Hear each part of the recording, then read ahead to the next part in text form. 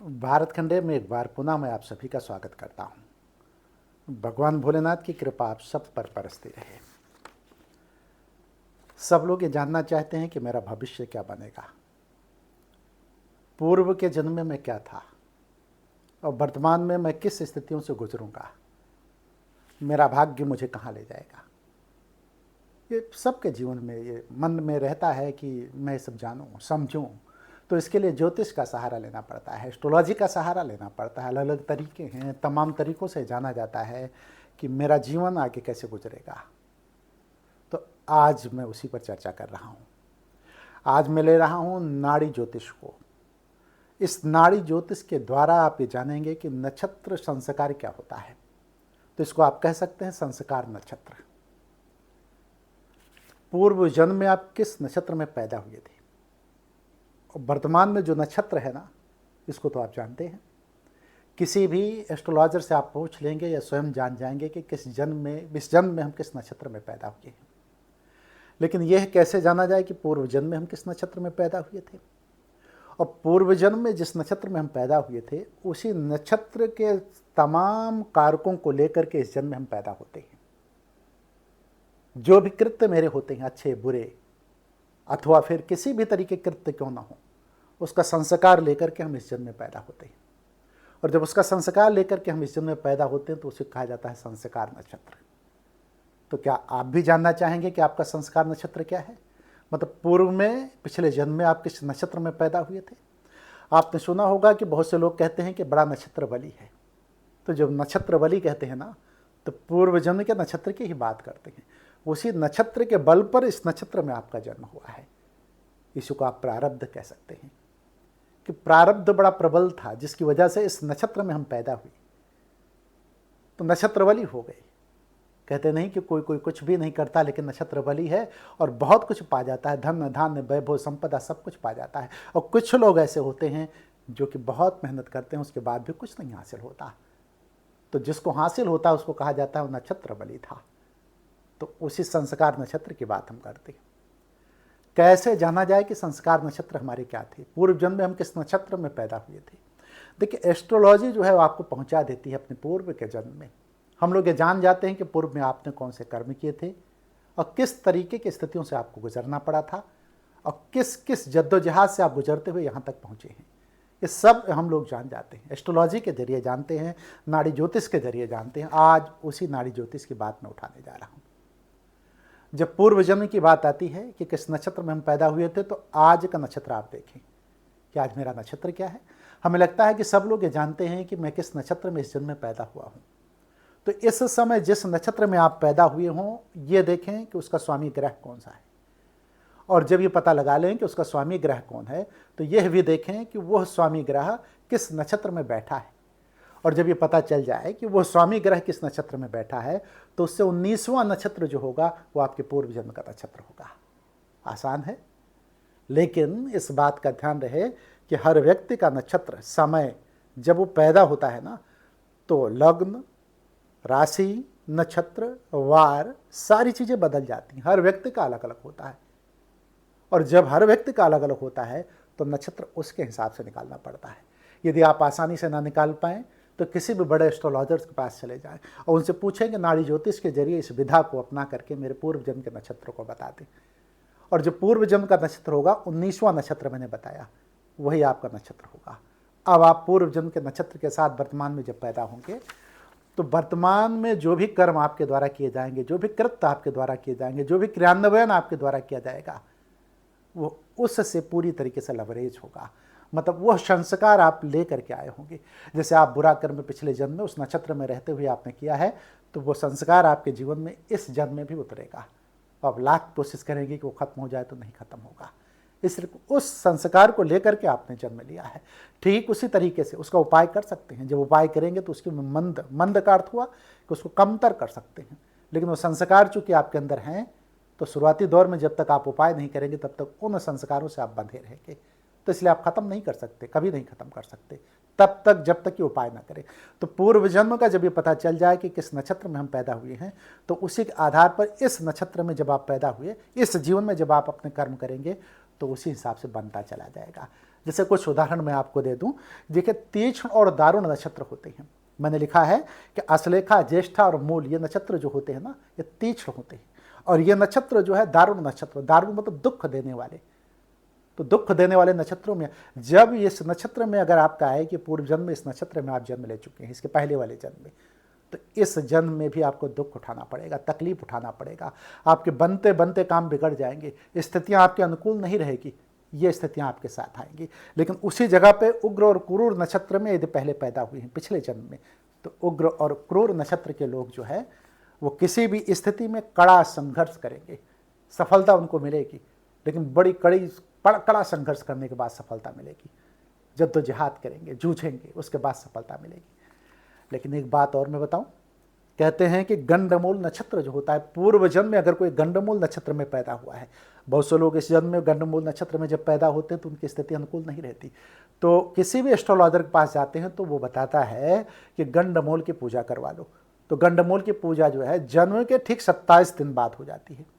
27 दिन बाद जब नक्षत्रों की पूजा होती है गंडमूल नक्षत्र की, तो उस समय तमाम चीज़ें होते हैं, जैसे 27 कुएं का पानी, कुआं आप तो रह नहीं गया, तो अलग अलग स्थानों का पानी, 27 दुर्वा, इस तरीके से 27 पेड़ों वृक्ष की आप जो पत्तियां होती हैं वो इस तरीके से लेकर के 27 दिन बाद जो है ये गंडमूल की पूजा होती है।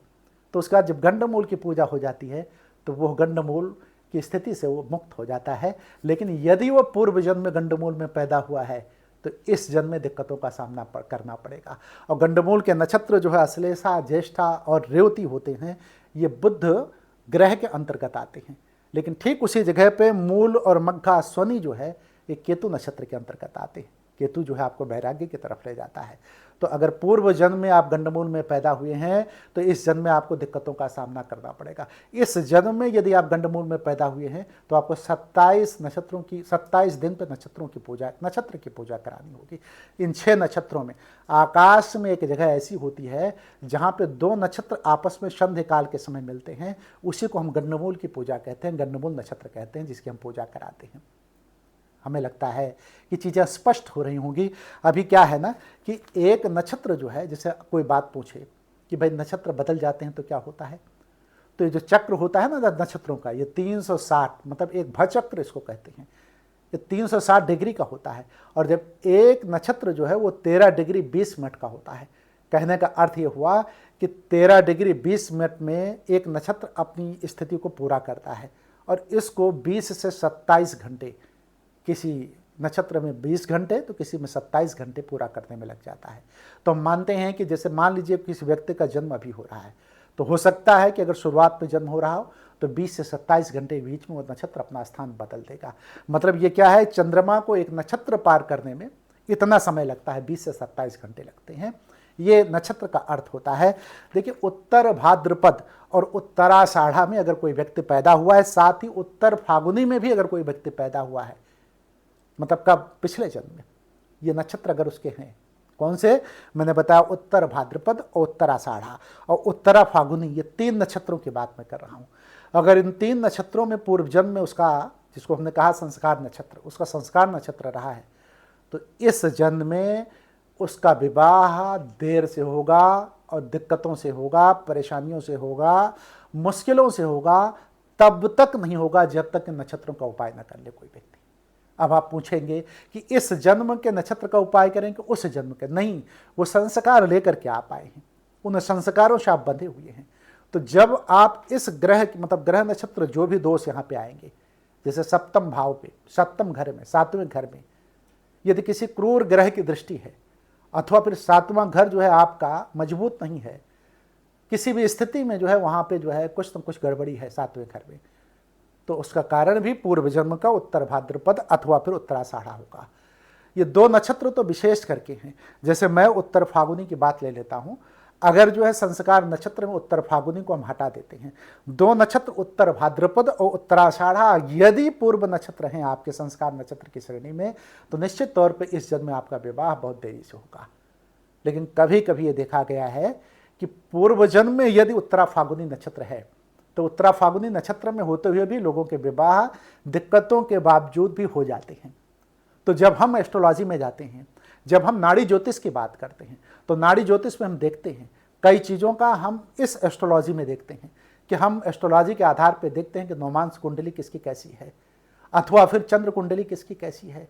हम लग्न को भी देखते हैं और हम ये भी देखते हैं कि सप्तम भाव की स्थिति क्या है, शुक्र और गुरु की क्या स्थिति है, क्योंकि शुक्र और गुरु दोनों विवाह के कारक हैं। गुरु जो है वो पुरुषों का और गुरु जो है स्त्रियों का, मतलब लड़कियों का, और शुक्र जो है वो पुरुषों का विवाह का कारक होता है। तो मैं ये भी देखता हूँ कि गुरु की स्थिति क्या मजबूत है, शुक्र की स्थिति क्या मजबूत है, नवमांस कुंडली में इसकी क्या स्थिति बन रही है, चंद्र कुंडली में इसकी स्थिति क्या है, ये सारी चीज़ें देखी जाती हैं कि सप्तम भाव में क्या स्थिति बन रही है।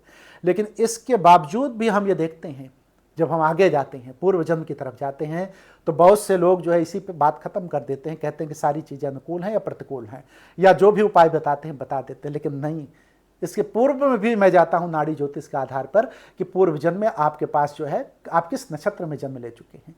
तो फिर से मैं एक बार बता दूं कि जब आप किसी भी स्थिति में उत्तराषाढ़ा और उत्तर भाद्रपद उत्तराषाढ़ा में जन्म लिया है पिछले जन्म में, मतलब इस नक्षत्र के तले आप थे, इस नक्षत्र में आपने जन्म लिया, तो निश्चित तौर पर इस बार विवाह में बाधा आएगी, इसमें कोई संशय नहीं है। तो इसलिए कई चीज़ों का कैलकुलेशन करने के बाद जो है हम इस निष्कर्ष पे पहुंचते हैं कि किसी के जीवन में अगर विवाह बाधा आ रही है, या किसी के जीवन में अगर व्यवसाय से संबंधित अथवा फिर नौकरी से संबंधित कोई परेशानी आ रही है, या फिर भाग्य में उसके कहीं ना कहीं कुछ रुकावट है, मैं कहता हूं कि उसकी प्रगति नहीं हो रही है, या मैं कहता हूं कि वो बीमारी की चपेट में आ गया है, तो हम देखते हैं कि पूर्व जन्म के किस नक्षत्र में, जिसको हम संस्कार नक्षत्र कहते हैं, उसका संस्कार नक्षत्र कैसा था, उसी आधार पर हम जाते हैं। अन्य चीज़ों को भी हम लेते हैं, लेकिन नाड़ी ज्योतिष के आधार पर इसकी भी गणना हम करते हैं और निश्चित तौर पर करते हैं। इसीलिए मैं आपसे कहूँगा कि यदि आप अपने स्तर पर कुछ भी नक्षत्र संस्कार नक्षत्र के बारे में जानना चाहते हैं और नाड़ी ज्योतिष का थोड़ा भी ज्ञान है, तो सबसे पहले आप वर्तमान के जन्म नक्षत्र को देखें और वर्तमान का जन्म नक्षत्र जो होगा उसके आधार पर देखें कि उसका स्वामी ग्रह कौन सा है, और यह भी देखें कि स्वामी ग्रह किस नक्षत्र में बैठा हुआ है। उस नक्षत्र से 19वां नक्षत्र जो होगा वो आपका पूर्व जन्म का नक्षत्र होगा। लेकिन एक बात मैं और वीडियो को खत्म करते हुए बता दूं कि जब आप भविष्य के नक्षत्र को देखना चाहें तो आप फिर इसी प्रक्रिया को अपनाएं, नक्षत्र जन्म जो इस समय का है और वो उसका स्वामी ग्रह कौन सा है, और वह स्वामी ग्रह जो है किस नक्षत्र में बैठा है, उस नक्षत्र से 10वां नक्षत्र जो होगा वो भविष्य का नक्षत्र होगा। मतलब अगला जन्म जब आपका होगा तो भविष्य का नक्षत्र आपका होगा। तो आप 3 चीज़ें जान जाएंगे कि वर्तमान नक्षत्र क्या आपका है, पूर्व जन्म का नक्षत्र आपका क्या है, और आने वाले जन्म में जब आप जन्म लेंगे दोबारा तो कौन सा नक्षत्र होगा। इसलिए मैं कहता हूँ कि इस जन्म में यदि आपका नक्षत्र अनुकूल है, आप नक्षत्र बल ही नहीं है और नक्षत्र के हिसाब से आपको कहीं कमजोरी नजर आ रही है, तो आप अपने उपायों के द्वारा, अपने कर्मों के द्वारा इसको मजबूत करें। और कर्म बड़ी मजबूत की, देखिए कोई भी चीज़ है ना, उससे निजात पाना है तो कर्म के जरिए ही निजात पाएंगे। गीता में भगवान श्री कृष्ण कहते हैं कर्मण्डे वाधिकारस्ते माँ फलेश कदाचन माँ कर्म फल हेतु भूर्माते संगो अस्तो कर्मणि। तो कर्म से जो है बड़ी भारी चीज़ें मुक्ति मिल सकती है, कर्म किसी भी प्रकार का क्यों ना हो। उपाय भी एक कर्म ही है, कर्मशील आपको बनना है। आप चलते रहें, कर्म करते रहें, और जब कर्म कर लेंगे ना तो इस जन्म के नक्षत्र को प्रभावित करते हुए अगले नक्षत्र में जब आप जन्म लेंगे तो आपके कर्म इतने मजबूत होंगे कि जिस भी नक्षत्र में आप जा रहे हैं, 10वें नक्षत्र की बात मैं बता रहा हूँ, बड़ा प्रबल और सबल होगा। इसलिए इस जन्म में अगर कोई बाधा है तो अपनी कुंडली को खंगालें और अपनी कुंडली को खंगाल कर ये देखें कि क्या कमी रह गई है, कहाँ दिक्कत आ रही, कहाँ परेशानी आ रही, कौन सी बाधा है, और किन बाधाओं का हम उन बाधाओं को जान करके किस तरीके से हम उसका उपाय करें कि हमें इस जीवन में सफलता मिले, वैभव मिले, संपन्नता मिले, समृद्धि मिले। हर व्यक्ति चाहता है कि उसको समृद्धि मिले, सफलता मिले, वैभव मिले। तो आप भी सफलता, समृद्धि और वैभव की तरफ चलें, महादेव से मेरी यही प्रार्थना है। और ये देखें कि आपकी कुंडली में क्या कमी रह गई है, उसके आधार पर उपाय करें जिससे आपका भविष्य उन्नति की तरफ जाए। वीडियो को मैं समाप्त करूँगा। अगली वीडियो में मैं फिर इसी विषय पर या इससे संबंधित विषय पर आपके सामने आऊँगा। मेरी वीडियो हर थर्सडे को और हर संडे को पड़ती है, बृहस्पतिवार और रविवार को, और 2:00 पे वीडियो पड़ जाती है। आप इसी तरीके की जानकारी अगर आपको लेना है तो बृहस्पतिवार को और रविवार को वीडियो इस चैनल को भारत खंडे 9 को जरूर देखें। तमाम ज्ञान प्राप्त होगा, अपने जीवन की उन्नति आप इससे कर लेंगे। इसी के साथ मैं इस वीडियो को ख़त्म करूँगा, लेकिन वीडियो को ख़त्म करते हुए मैं आपसे कहूँगा कि महादेव की कृपा प्राप्त करने के लिए आप हर हर महादेव जरूर बोलें और कमेंट सेक्शन में भी हर हर महादेव लिखें।